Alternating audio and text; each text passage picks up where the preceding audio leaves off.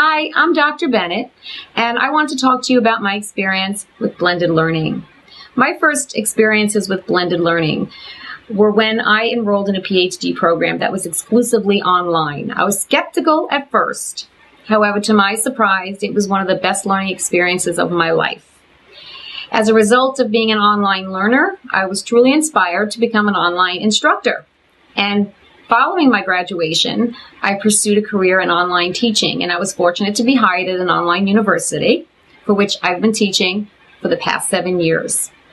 In addition to teaching exclusively online, I have taught for the past 12 years in the traditional classroom setting, teaching undergraduate students in psychology. And all along, throughout those 12 years, I didn't know it, but I was blending my teaching method. I was assigning activities that took place out of the classroom to place students in situations where they would learn through real-life experiences. And as a result, they truly internalized the course material, content, and acquired in-depth knowledge. So I was blending all along, but we didn't call it blended learning at that point. Blended learning is a relatively new term.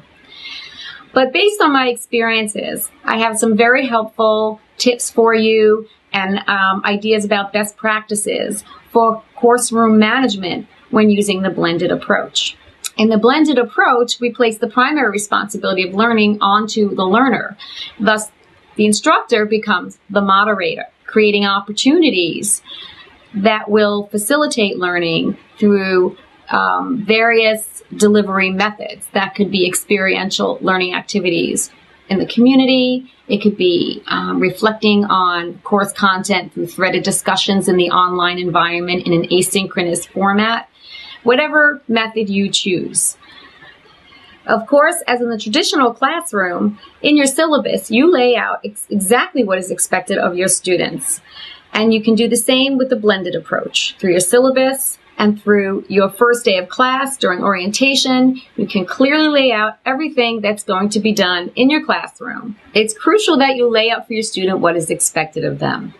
Many of your students will be in a blended learning course for the first time and are a bit concerned about how will they be graded on the blended components. So it's very important for you to detail the grading criteria for each blended component. Checking in with your students is very important. You can do that by simply sending an email, asking them if everything's okay, if they need assistance with anything. Are they able to access the course materials and links that might be provided? And just being supportive. It's important throughout the blending components that you are present. I wish all of you the best as you embark on this new journey of blended learning. Feel free to ask me any questions in the future or hunt me down and I'll be glad to help you out.